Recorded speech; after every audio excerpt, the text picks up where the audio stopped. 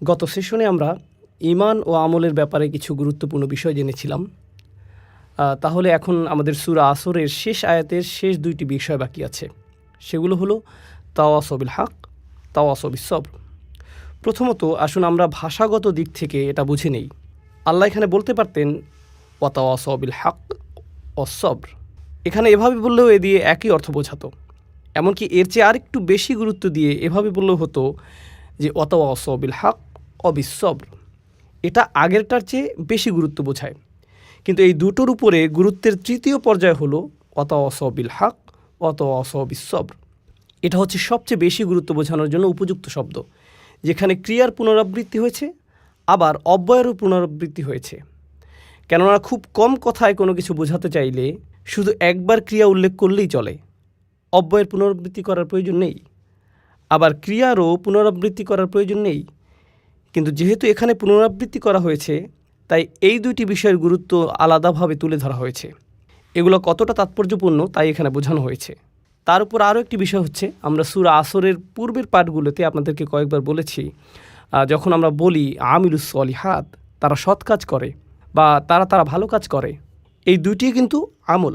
সংক্ষেপে বললে এখানে এই দুটিকে আলাদাভাবে বলার প্রয়োজন ছিল না। আপনি যদি বলেন আমিলুস সলিহাত, এর মধ্যে তাওয়াসও বিল হক ও তাওয়াসও বিস সবর এটাও আছে। প্রথমত আমরা এইটুকু বুঝি। দ্বিতীয়ত বলবো আমরা তাওয়াসও বিল হক নিয়ে একটু বিশ্লেষণ করব, আর তারপর আমিলুস সলিহাতের সাথে মিলিয়ে এর অর্থ বুঝব। কারণ এই আয়াত পাঠের উদ্দেশ্য কেবল আলাদাভাবে এর উপাদানগুলো বোঝা নয়, বরং এই উপাদানগুলোর মধ্যকার সম্পর্ক বুঝতে পারাই আমাদের উদ্দেশ্য। সুতরাং আমাদেরকে এ দুটোই বুঝতে হবে। তাহলে আমরা যখন বলি তাওয়াসও বিল হক, প্রথমত ভাষাগতভাবে ওয়াসিয়া বা তাওয়াসি শব্দটি হচ্ছে, আসলে এটা আমরা গত সেশনে আলোচনা করেছিলাম, তাই খুব সংক্ষেপে বলতে গেলে এর মানে হচ্ছে কাউকে কোনো উত্তরাধিকার বা সম্পদ লিখে দেয়া। এভাবেই শব্দটা এসেছে। যখন আপনি কাউকে আপনার সম্পদ লিখে দেন, তখন তার প্রতি আপনার সর্বোচ্চ আন্তরিকতা আর ভালোবাসা থাকে। এমনকি আপনি তাকে কিছু উপদেশ বা ওসিয়ত করে যান, আর যা কিছু আপনি তাদের জন্য রেখে যান তা অবশ্যই তাদের কাছে খুবই মূল্যবান। তাহলে কেউ যখন তাওয়াসি করতে চায়, এই ধরনের উপদেশ করার মধ্য দিয়ে তা প্রকাশ পায়। এটা ইখবার থেকে আলাদা। ইখবার বা ইলান কিংবা তালি, যখন আপনি কাউকে কিছু বলেন কিংবা কাউকে কিছু শিখান বা কারোর সাথে কোনো ব্যাপারে আলোচনা করেন, কাউকে কিছু বলেন, এগুলো তাওয়াসি নয়। তাওয়াসি এর মধ্য দিয়ে কারো প্রতি ভালোবাসা, আন্তরিকতা প্রকাশ পায়। আপনি কারোর সাথে এমনভাবে কথা বলেন যা দিয়ে তার প্রতি সত্যিকারের উদ্বিগ্নতা প্রকাশ পায়, আর আপনার মনে হয় যেন আপনার সময় শেষ হয়ে আসছে, আপনি সব সম্পদ রেখে চলে যাবেন, আপনার খুব বেশি সময় নেই, তাহলে আপনাকে তাড়াতাড়ি করতে হবে, আমাকে এই সব কিছু তোমার কাছে বুঝিয়ে দিতে হবে, আমি এখান থেকে চলে যাওয়ার আগেই যেন তুমি সব কিছু বুঝতে পারো। এটাই হলো তাওয়াসি এর মর্মার্থ। এরপর বিল হক শব্দটিকে আমরা তিনভাবে বুঝতে পারি, আর এগুলোর প্রত্যেকটি মিলেই এই পুরো বাক্যটির অর্থ বোঝা যায়। প্রথমত, এই শব্দের শুরুর বা, এটাকে আমরা ক্রিয়ার বিশেষণ হিসাবে নিতে পারি। এটা একটা ক্রিয়া বিশেষণাত্মক বাক্য হতে পারে। বাংলা করলে এর মানে দাঁড়ায় তারা একে অপরকে উপদেশ দেয়, তারা তাওয়াসি দেয়, তারা একে অপরকে উৎসাহিত করে। এটা হলো সরল অনুবাদ। তারা একে অপরকে সর্বোচ্চ আন্তরিকতার সাথে উপদেশ দেয়, সত্যিকার ভাবেই, সত্যের সাথে বা সত্যের দিকে না বলে, সত্যের সাথে বা সত্যের দিকে না বলে আমি এর অনুবাদ করেছি সত্যিকার ভাবেই। আমি শব্দটিকে ক্রিয়া বিশেষণ হিসাবে নিয়েছি। অর্থাৎ যখন তারা একে অপরকে উপদেশ দেয়, তারা সত্যিকার অর্থেই সেই উপদেশটি দেয়। তারা বিষয়টিকে হালকাভাবে নেয় না বা উপদেশ দেওয়ার সময় সংকোচ বোধ করে না, এবং উপদেশ দেওয়ার ক্ষেত্রে তারা প্রকৃত অর্থে সৎ এবং আন্তরিক। অনেক সময় এমন হয়, যখন আপনি কাউকে উপদেশ দিতে যান, তাকে সত্যিটা পুরোপুরিভাবে বলার আগে আপনি দুইবার ভাবেন, কারণ আপনি তখন ভাবেন কি জানি সেটা শুনে আবার কী ভাববে। আপনি সত্যিটা জানানোর প্রতি পুরোপুরি সৎ নন। কিন্তু এখানে আমরা দেখছি যে যেহেতু এটা ক্রিয়া বিশেষণাত্মক বাক্য, বিল হক শব্দটি হালও হতে পারে। আমরা এখানে দেখতে পাচ্ছি যেভাবে আপনি এই উপদেশটি দিবেন তা হবে পুরোপুরি সত্যিকার ও আন্তরিক। এতে আন্তরিকতা থাকবে, এতে পুরোপুরি সততা থাকবে। এটা হলো প্রথম বিষয়। বাংলা ভাবার্থ করলে বিল হকের আরও একটি অর্থ হতে পারে সত্যের সাথে। আর এখানে আমরা বেশ কয়েকজন সাহাবীর তাফসির দেখতে পাই যারা বলেছেন সত্য বলতে এখানে, যেমন কাতাদা বলেছেন সত্য বলতে এখানে কোরআন বোঝানো হয়েছে, বা সত্য বলতে এখানে তাওহীদ বোঝানো হয়েছে, বা ওয়াহি বোঝানো হয়েছে, কিংবা রাসূল সাল্লাল্লাহু আলাইহি সাল্লামের উত্তরাধিকারকে বোঝানো হয়েছে। এ থেকে আমরা যা বুঝতে পারি তা হলো যখন আপনি কাউকে কোনো উপদেশ দিবেন, আপনি তাকে কোরআনের মাধ্যমে উপদেশ দিবেন। অর্থাৎ যখন আপনারা একে অপরকে উপদেশ দিবেন, আপনি কিসের দ্বারা উপদেশ দিবেন? একটি আয়াতের মাধ্যমে। আপনি রসুল সাল্লাল্লাহু আলাইহি সাল্লামের হাদিস দিয়ে উপদেশ দিবেন। এই অবস্থায় থাকলে তিনি কি করতেন? এই অবস্থার ব্যাপারে তিনি কি বলেছেন? আল্লাহ এই ব্যাপারে কি বলেছেন? কেউ হয়তো জীবনের আশা হারিয়ে ফেলেছে, আপনি কিভাবে তাকে তাওয়াসি বিল হক দিবেন? আপনি বলবেন, ইয়া আখি, ইয়া ইবাদি আল্লাযীনা আসরাফু আলা আনফুসিহিম লা তাকনাতু মির রাহমাতিল্লাহ। তুমি কি জানো না আল্লাহ বলেছেন, হে আমার বান্দাগণ, যারা নিজের উপর বাড়াবাড়ি করেছ, আল্লাহর রহমত থেকে নিরাশ হও না। আপনি তাওয়াসি বিল হক করলেন সত্যের মাধ্যমে। আপনি উৎসাহ দিলেন, উপদেশ দিলেন সত্যের মাধ্যমে, সত্যের দ্বারা। এর আরেকটা অর্থ হচ্ছে সত্যের দ্বারা, কোরআনের মাধ্যমে উপদেশ দেওয়ার মাধ্যমে। এভাবেই আমরা একে অপরকে উপদেশ দিব। তৃতীয় অর্থটি হচ্ছে সত্যের প্রতি। তাহলে আমরা পেলাম সত্যিকার ভাবে, আমরা পেলাম সত্যের মাধ্যমে, আর শেষে পাচ্ছি সত্যের প্রতি। অর্থাৎ এ থেকে আমরা বুঝতে পারি এমন একজন মানুষ যে তার উদ্যম হারিয়ে ফেলেছে, সে তার শক্তি হারিয়ে ফেলেছে, তারপরও আল্লাহর উদ্দেশ্যে সে তার কাজ চালিয়ে যাচ্ছে। সূরা এখানে এই অংশটি আসার মাহাত্ম্য হচ্ছে, এই মানুষেরা ইতোমধ্যে ঈমান এনেছে এবং তারা ভালো কাজ করেছে, কিন্তু তাদের উদ্যম শেষ হয়ে আসছে।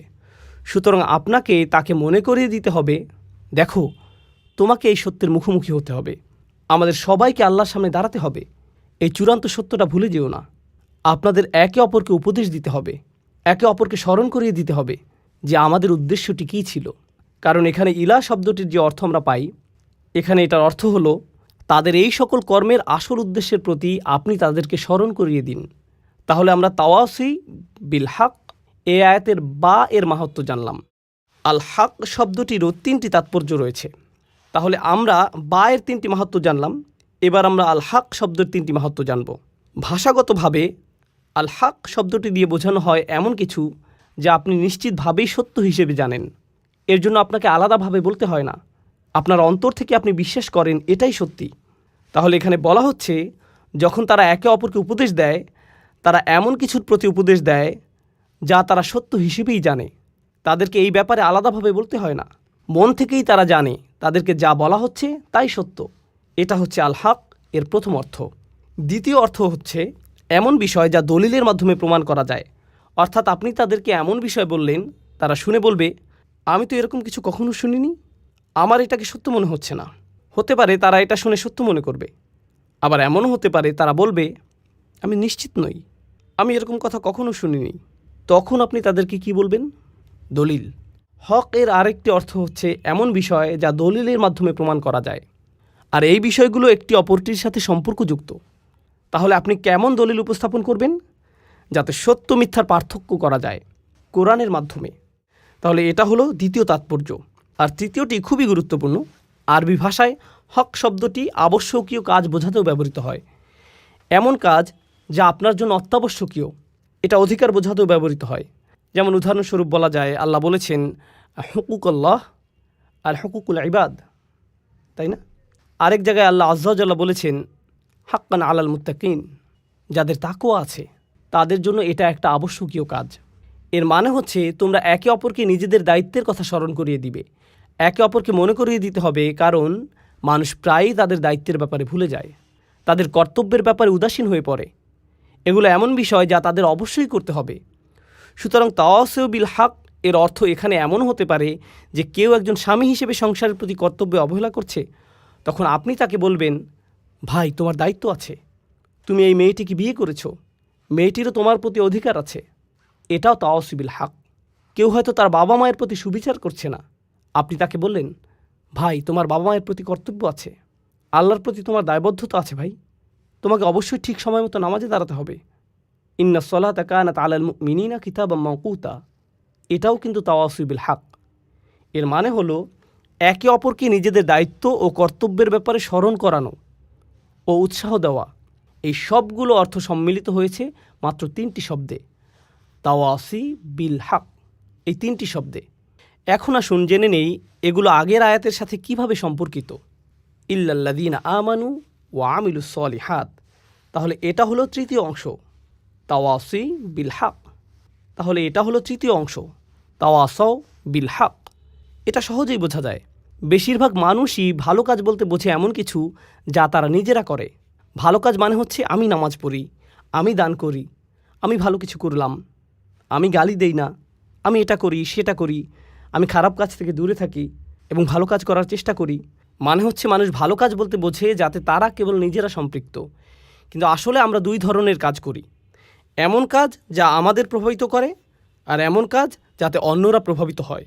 এই দুই ধরনের কাজ আছে। যখন আপনি নামাজ পড়েন তখন কে প্রভাবিত হয়? আপনি নিজেই। যখন আপনি দান করেন এটা আপনাকে প্রভাবিত করে, আবার অন্যকেও প্রভাবিত করে। যখন আপনি মিথ্যা বলেন এটা আপনাকে প্রভাবিত করে, কিন্তু এতে অন্য কেউ প্রভাবিত হয় না। এখন বিষয় হচ্ছে, আপনি যদি শুধুমাত্র এমন ভালো কাজের ব্যাপারে চিন্তা করেন যা শুধু আপনাকে প্রভাবিত করে, আর আপনার আশেপাশের মানুষরা এমন নয়, হয়তো অন্য কিছু করছে, তারা তাদের কর্তব্যে অবহেলা করছে, আর তারা যে তাদের দায়িত্ব অবহেলা করছে তা শুধু তাদেরকেই সমস্যায় ফেলছে না, বরং কাকে সমস্যায় ফেলছে? অন্যদেরকেও। আপনার অন্যদের প্রতিও দায়িত্ব আছে, আর এর অবহেলার কারণে অন্যরা প্রভাবিত হচ্ছে। আপনাকে অন্যায়ের বিপক্ষে দাঁড়িয়ে সত্য কথা বলতে হবে, এটা আপনার দায়িত্ব, এটা মানবতার প্রশ্ন। সহজভাবে বললে আসলে এমনটা করতে সাহসের প্রয়োজন হয়। সেই মুহূর্তে কথা বলা যখন আপনি দেখছেন আপনার চুপ থাকার কারণে হয়তো অন্য কেউ সমস্যায় পড়বে। এটা হলো তাওয়াসি বিল হক। আমাকে সত্যিকার অর্থেই তার পক্ষে দাঁড়াতে হবে, কারণ আমি যদি না দাঁড়াই তাহলে নিশ্চিতভাবে অন্য কেউ সমস্যায় পড়বে। ধরুন আপনি রাস্তা দিয়ে যাচ্ছেন, সেখানে হয়তো কিছু বাচ্চা বেসবল খেলছে রাস্তার মাঝখানে। তারা খুব জোরে বল মারছে, বল হয়তো মানুষের গাড়িতে পড়ছে। এটা কি মেনে নেওয়ার মতো ঘটনা? না। তারা অন্য মানুষের সম্পদের ক্ষতি করছে। তখন আপনার মাথায় আসলো, আমার মনে হয় এদেরকে থামতে বলা উচিত, সম্ভবত আমার কিছু একটা তাওয়াসি বিল হক করা উচিত। বোঝা গেল? এই তোমরা এখানে খেলো না। কিন্তু তখন আপনার মাথায় আসবে, আমি যদি এদেরকে খেলা থামাতে বলি এরা হয়তো আমাকে নিয়েই খেলা শুরু করবে। এরা শুধু মুখে বলেই ক্ষান্ত হবে না, আমাকে মারতেও পারে শুধুমাত্র থামতে বলার কারণে। এটা একটা খুবই ছোট উদাহরণ। বড় পরিসরে বললে, পরিবারের ভেতরে যদি এমন হয়, আপনার বাবা হয়তো কোনো ভুল করেছেন, আপনার মা, আপনার মেয়ে, আপনার বোন, আপনার স্ত্রী, পরিবারের কেউ হয়তো কোনো ভুল করেছে, তারা কোনো অন্যায় করেছে, কেউ হয়তো মোহর পরিশোধ করছে না, কিংবা সম্পত্তির সমান ভাগ করা হচ্ছে না, আর এটা আপনার সামনেই ঘটছে। আপনার ভেতরে তখন মনে হচ্ছে আমার কিছু বলা উচিত, আমার বলা উচিত যেটা ভুল। কিন্তু তখন আপনি ভাবেন এর ফলাফল কি হবে? তারা সবাই আমাকে বকা দেবে, তারা হয়তো আমাকে অহংকারী ভাববে, এমনকি আমার সাথে কথা বলা বন্ধও করে দিতে পারে। এরকম আরও অনেক কিছু হতে পারে। তাহলে বুঝতে পারছেন, যখন আপনি সত্যি কথাটা বলতে চান তখন আপনার মাথায় কি আসে? এই সব ফলাফলগুলো। কিন্তু আল্লাহ আজ্জা ওয়া জাল্লা আমাদেরকে ছাড় দিয়েছেন, তিনি আমাদেরকে সব ভয় ভীতি থেকে মুক্তি দিয়েছেন।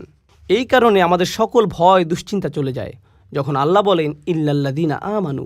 প্রথম অংশে যখন আপনার ঈমান থাকে তখন কি হয়? তখন আপনি কাকে ভয় পান? শুধুমাত্র আল্লাহ, কেবল আল্লাহ। যখন আপনি ভালো কাজ করেন তখন শুধু ঈমান বাড়তে থাকে, আর যখন ঈমান বাড়তে থাকে তখন আপনার পক্ষে তাওয়াসি বিল হক করাটা সহজ হয়ে যায়। আর যদি আপনি অনুভব করেন যে তাওয়াসি বিল হক করাটা আপনার পক্ষে বেশ কঠিন, বলুন তো এর মানে কি দাঁড়ায়? এর মানে দাঁড়ায় আপনার ঈমান ততটা শক্তিশালী নয়, আপনার ঈমান যথেষ্ট দৃঢ় নয়। এই দুটি বিষয় একটি অপরটির সাথে সম্পর্কযুক্ত।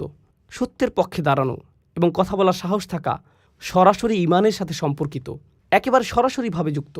শেষ অংশটা নিয়ে বলি।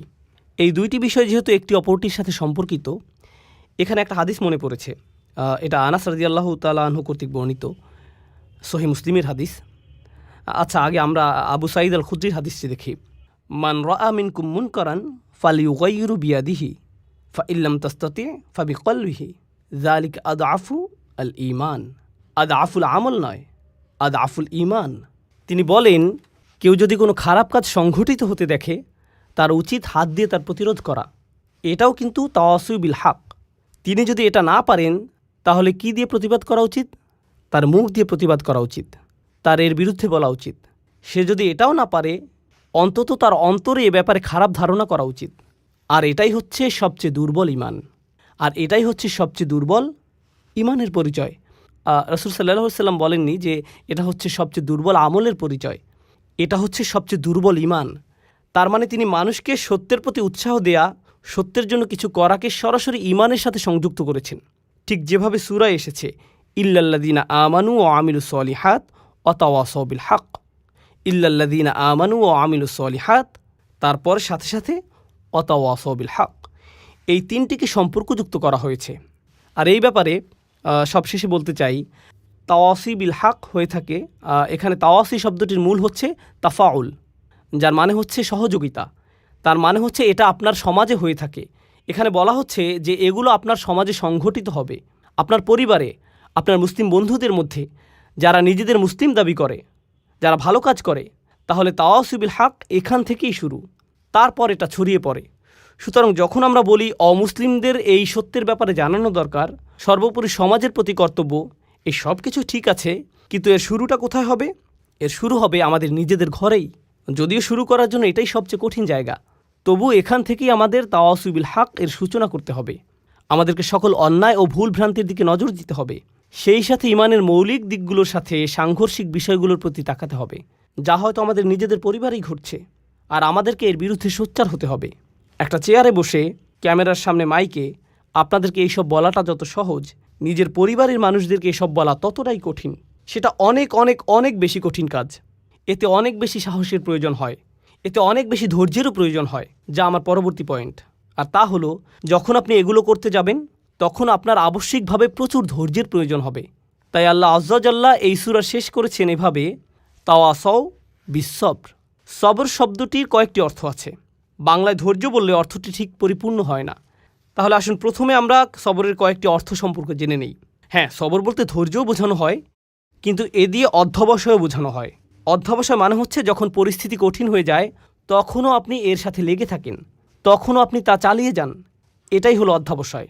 এই শব্দটি দিয়ে প্রতিশ্রুতিও বোঝানো হয়, অর্থাৎ আপনি কখনও আলসেমি করেন না, আপনি ঢিলেমি করেন না, আপনি প্রতিশ্রুতিবদ্ধ।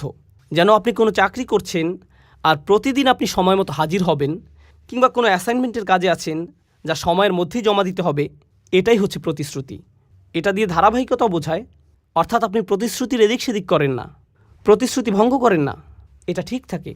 ইবনে তাইমিয়া রহিমাহুল্লাহ সবরের সংজ্ঞায়ন করেছেন এভাবে, তিনি বলেছেন, সুসময় বা দুঃসময় আল্লাহ তাআলার প্রতি সমান আনুগত্য ধরে রাখাই সবর। আপনি যদি আল্লাহর প্রতি আনুগত্য ধরে রাখতে পারেন, সুসময় বা দুঃসময় যাই হোক না কেন, তাহলেই আপনি সত্যিকারের সবরের চর্চা করছেন। এটাই হলো সবর। এরপর আমরা দেখতে পাই আল্লাহ এখানে বলেননি ওয়াতাওয়াসাউ বিল হক ওয়াসসাবারু।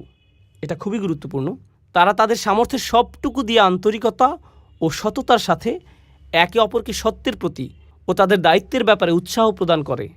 আর আল্লাহ এখানে এইটুকু বলেননি যে তারা ধৈর্য ধরে কাজ করে, তিনি কেবল বলেননি যে তারা ধৈর্য ধরে, তিনি আরও আকবারই বলেছেন ওয়াতাওয়াসাউ বিসসবর, যার মাধ্যমে আরও বড় কিছু বোঝায়। তাহলে এখানে কেবল সবর করলেই হবে না, অর্থাৎ তারা কেবল ধৈর্য ধরে না, অধ্যবসায় করে না, ধারাবাহিকতা রাখে না, বরং তারা একে অপরকে ধৈর্যের ব্যাপারে বলে, অধ্যবসায়ে উৎসাহিত করে, ধারাবাহিকতা রাখতে বলে। বলুন তো এ থেকে আমরা কী শিখলাম? আপনি একা আপনার সবর ধরে রাখতে পারবেন না, আপনার উপদেশের জন্য কাউকে প্রয়োজন, যাতে সে আপনাকে সাহস যোগাতে পারে এবং বলতে পারে, ভাই তোমার সবর করা প্রয়োজন। সবর একে অপরকে সাহস যোগায়। অন্যের কাছ থেকে আপনি এই শক্তি পাবেন। একা থাকলে আপনি সাহস হারিয়ে ফেলবেন। এটা মানুষের স্বাভাবিক প্রবৃত্তি যে যখন মানুষ খারাপ পরিস্থিতির মধ্যে পড়ে, সবচেয়ে ইমানদার ব্যক্তিটিও, সবচেয়ে আমলদার ব্যক্তিটিও যে সব সময় ভালো কাজ করে, যখন কেউ তাকে অপমান করে বা কেউ তার কাজের প্রশংসা করে না এবং খারাপ কিছু ঘটে, এমনকি হতে পারে তা কোনো ইসলামিক কাজে, তখন সে হতাশ হয়ে পড়ে। এরা ভালো মানুষ, সবরের ব্যাপারে তাদের চেয়ে কে ভালো জানে? তবু আপনাকে সেই আলেম, সেই ইমাম, সেই কর্মী, সেই দায়ী, সেই শিক্ষকের কাছে যেতে হবে, গিয়ে বলতে হবে, ভাই আপনার ধৈর্য ধরা উচিত। যখন আপনি তাদেরকে এভাবে বলবেন, এতে কি তাদের উপকার হবে? হ্যাঁ, হবে। যদিও তারা এটা ইতিমধ্যেই জানে, তবুও, যদিও তারা সবরের ব্যাপারে ইতিমধ্যেই অনেক জানে, তবুও তারা এই তাওয়াসি এর মাধ্যমে উপকৃত হবে। তাওয়াসি বিসসবর নিজেদের মধ্যে ঘটে, আর এটাই এখানে আবশ্যকীয়। এটা তাওয়াসি বিল হক এর বিপরীত। তাওয়াসি বিসসবর তাদের জন্য যারা তাওয়াসি বিল হক থামিয়ে দিয়েছে, কারণ তারা ফলাফল দেখতে না পেয়ে হতাশ হয়ে পড়েছে। কিভাবে তারা তাদের উদ্যম ধরে রাখবে? একে অপরকে অধ্যবসায়ের ব্যাপারে তাগিদ দেওয়ার মাধ্যমে। সবচেয়ে সহজভাবে বলা হয়েছে আলাল মাসাইব, অর্থাৎ আপনাকে ধৈর্য ধরতে হবে, অধ্যবসায় চালিয়ে যেতে হবে, ধারাবাহিকতা ধরে রাখতে হবে। পরিস্থিতি যতই খারাপ হোক না কেন, অসব্রু আলামা আসাবাক, যতই বিপদ আসুক না কেন, আপনাকে চেষ্টা চালিয়ে যেতেই হবে। এটা হলো একটা অর্থ। অপরটি হলো আনিল মাআসি, অর্থাৎ আপনাকে পরীক্ষা করা হবে। যারা এই দিনের জন্য কাজ করছেন, তা যেভাবেই হোক না কেন, হয়তো আপনি আপনার বাসায় দিনই পরিবেশ তৈরি করতে চাচ্ছেন, বাইরে আপনি হয়তো অমুসলিমদের দিনের দাওয়াত দিচ্ছেন, হয়তো দানের জন্য অর্থ জোগাড় করছেন, এটা যেমনই হোক না কেন, আপনি ইসলামের জন্য কিছু করতে চাচ্ছেন, শয়তান কার পেছনে বেশি লাগে জানেন? যারা দ্বীনের জন্য কাজ করে। শয়তান অন্য যে কারো চেয়ে তার পেছনে বেশি সময় ব্যয় করে, যাতে সে আল্লাহর অবাধ্য হয়। বিশেষ করে যখন সে একা থাকে, তারা বেশি ঝুঁকিতে থাকে, তাদের উপর বেশি আক্রমণ হয়ে থাকে।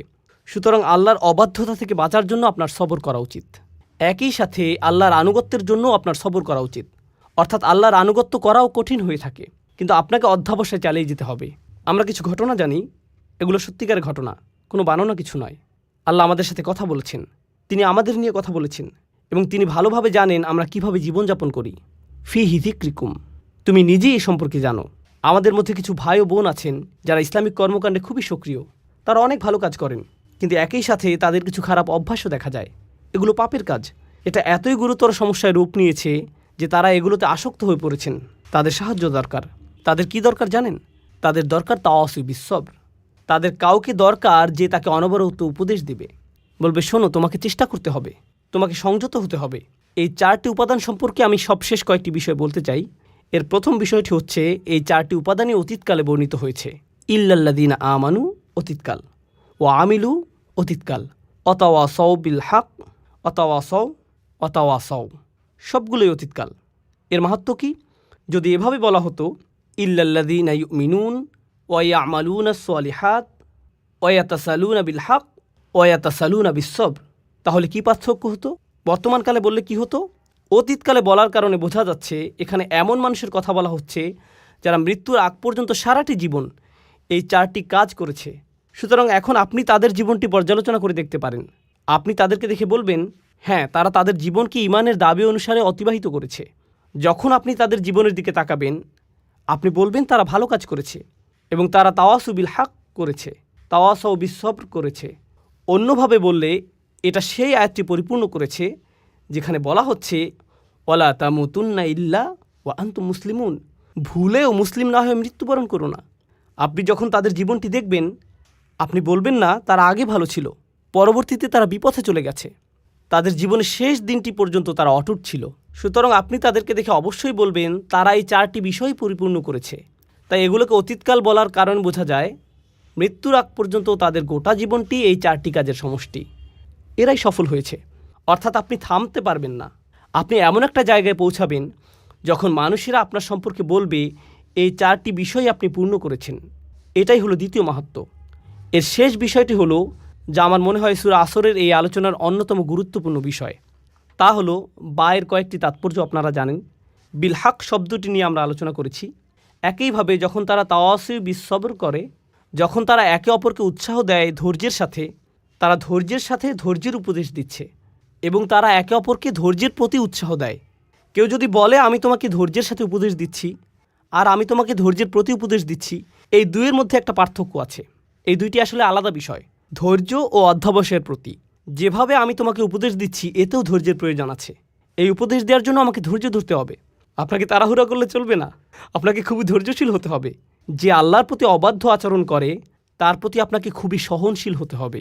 আপনি তাকে পরামর্শ দিবেন, এই পরামর্শ দেওয়ার সময় আপনাকে ধৈর্যশীল আচরণ করতে হবে। আর আপনি তাকে কিসের প্রতি উৎসাহ দিচ্ছেন? ধৈর্যের ব্যাপারেই। তাহলে আপনি যেভাবে তাকে পরামর্শ দেন তাতে ধৈর্যের প্রয়োজন হয়। আবার এই ধৈর্য ধারণের প্রতি আপনি তাকে উৎসাহ দিচ্ছেন। শেষ আরেকটি বিষয় আমার মনে পড়েছে, এটা নিয়ে একটু বলি। এই 4টি বিষয় আসলে একে অপরের জন্য একটা পরীক্ষার মতো। অর্থাৎ যদি কেউ সবর হারিয়ে ফেলে, শেষ কথা হচ্ছে এই 4টি বিষয় আসলে একে অপরের জন্য একটা পরীক্ষা। অর্থাৎ যদি কেউ সবর হারিয়ে ফেলে, তাহলে সে তাওয়াসু বিল হক করতে পারবে না। কেন পারবে না? কারণ যখনই সে মানুষকে সত্যের ব্যাপারে জানাতে যাবে, মানুষ এমন কথা বলবে যা সে সহ্য করতে পারবে না। আর যখন মানুষের এমন কথা সে শুনবে, পরিস্থিতি তার জন্য কঠিন হয়ে যাবে। সে বলবে আমি এটা নিতে পারছি না। যখন সে বলবে আমি এটা নিতে পারছি না, আমি সহ্য করতে পারছি না, এ থেকে তার কিসের ঘাটতি বোঝা যায়? সবরের ঘাটতি। সুতরাং যখন কেউ সত্যের প্রতি আহ্বান করে না, বুঝতে হবে সেখানে সবরের ঘাটতি আছে। আরেকটি বিষয় এ থেকে বোঝা যায়, তা হলো কেউ হয়তো ভাবতে পারে যে সে সত্যের প্রতি ডাকছে, কিন্তু এই কথায় কারো কোনো সমস্যা হচ্ছে না। সে ভাবছে যে সত্যের প্রতি ডাকছে, কিন্তু তার এই ডাকায় কারো কোনো সমস্যা নেই, কেউ তার কথায় ক্ষুব্ধ হচ্ছে না। এর মানে কি জানেন? আপনি যেহেতু সবর ছাড়াই তাওয়াসু বিল হক এর প্রতি মানুষকে ডাকতে পারেন, আপনি খুব সম্ভবত তাওয়াসু বিল হক করছেন না। কেননা এই পৃথিবীর সবচেয়ে ভদ্র ও নরম মনের মানুষেরা যখন মানুষকে সত্যের পথে ডেকেছে, তারা বিপদে পড়েছেন। এটা হচ্ছে এই কাজের আবশ্যিক ফলাফল। আল্লাহর সবচেয়ে ধৈর্যশীল রাসূলদের দিকে তাকান, নূহ আলাইহিস সালামের দিকে তাকান। তার পুরোটা জীবন ছিল দাওয়াতি কাজে পূর্ণ, আর পুরো জীবন জুড়েই ছিল সবর। কেননা তিনি মানুষকে যা বলেছেন তা মানুষকে বাধ্য করেছে তাকে অপমান করতে, কটু কথা বলতে, তার বিরুদ্ধে দাঁড়াতে। আর এজন্য প্রয়োজন হয় সবরের। আর যখন এই দুটিরই ঘাটতি হয়, যখন আপনি মানুষকে সত্যের প্রতি ডাকছেন না, আর সেজন্য আপনার সবর করারও কোনো প্রয়োজন নেই, যখন এই শেষ দুটির ঘাটতি হয়, যখন কারো মধ্যে এই দুটি থাকে না, তা থেকে আমরা কি বুঝতে পারি কিসের ঘাটতি আছে? প্রথম দুটি শর্ত, ঈমান ও ভালো কাজ। কারণ যতক্ষণ না আপনি নিজেই ভালো কাজ করবেন, খারাপ কাজ আপনার চোখে পড়বে না। যদি আপনি নিজে ভালো কাজের সাথে যুক্ত না হন, আপনি বুঝতে পারবেন না খারাপ কাজ করলে সমস্যাটা কী। কিন্তু যখন আপনি নিজের পরিবর্তন করবেন, আপনি হয়তো পার্টি করতেন, তারপর আপনি আল্লাহর কাছে ভালোভাবে তওবা করে তার আনুগত্য করতে শুরু করলেন। যখন আপনি আল্লাহর আনুগত্য করেন আর অন্যরা পার্টি করে, এতে আপনি বিরক্ত হন, তাদের জন্য আপনার খারাপ লাগে। আগে এতে আপনার কিছু মনে করতেন না, কিন্তু এখন আপনার মনে হচ্ছে তারা কিভাবে এটা করছে, আমার তাদেরকে থামানো উচিত। আমি নিজেই ভুল করেছি, আমি চাই না তারাও একই ভুল করুক। এটা আপনাকে কষ্ট দেয়। কিন্তু এটা যদি আপনাকে কষ্ট না দেয়, আপনার যদি কখনো মনে না হয় যে আপনার তাদেরকে থামানো উচিত, তার মানে হলো আপনি ভালো কাজের প্রতি প্রতিশ্রুতিশীল নন। আর আপনার যদি ভালো কাজের ব্যাপারে প্রতিশ্রুতি না থাকে, তার মানে আপনার কি নেই? ঈমান। তাহলে এই সবগুলো বিষয় হচ্ছে লাজিম ও মালজুম। এগুলো একটি অপরটির আবশ্যিক ফলাফল এবং একটি আরেকটির সাথে ওতপ্রোতভাবে জড়িত। আমি অন্য সূরাগুলোর চাইতে এই সূরাটিতে অনেক বেশি সময় নিয়েছি। আমরা সূরা নাবা থেকে শুরু করেছিলাম, তখন একটি সেশনে একটি সূরা শেষ করেছি, কিন্তু এটা সূরা আসরের চতুর্থ সেশন। আলহামদুলিল্লাহ, অবশেষে আমরা এটা শেষ করতে পেরেছি। কেন জানেন? কারণ আমার মনে হয়েছে এটা সবচেয়ে ছোট সূরা। এটা এমন একটি সূরা যা মুখস্থ করা খুবই সহজ। আমাদের বেশিরভাগই এটা আত্মস্থ করে ফেলেছে, কিন্তু এটা সবচেয়ে ভারী সূরা। এই সূরার ওজন সবচেয়ে বেশি। আপনি আপনার জীবনকে কিভাবে দেখেন তা এই সূরাটি পুরোপুরিভাবে পরিবর্তন করে দেবে। আপনি কিভাবে আপনার পরিবারের সাথে আচরণ করেন, আপনার দৈনন্দিন জীবন, যা আপনি অর্জন করেছেন, যা এখনও অর্জন করতে পারেননি, তার চেয়েও বড় কথা সফলতা এবং ব্যর্থতা বলতে আপনি কি বোঝেন, এই সূরাটি এই সব কিছুর প্রতি আপনার মনোভাব পরিবর্তন করে দেবে। ডক্টর ফাদেল সালেহ আস-সামেরাই বলেছেন, কোন সূরা শুরু কোনো না কোনোভাবে এর শেষ অংশের সাথে সম্পর্কিত। কোন সূরার শুরুর অংশ তার শেষের অংশের সাথে যুক্ত। এই সূরার শুরু কী ছিল? একটি আয়াত, ওয়াল আসর, যা দিয়ে বোঝা যায় যে আপনার সময় শেষ হয়ে আসছে।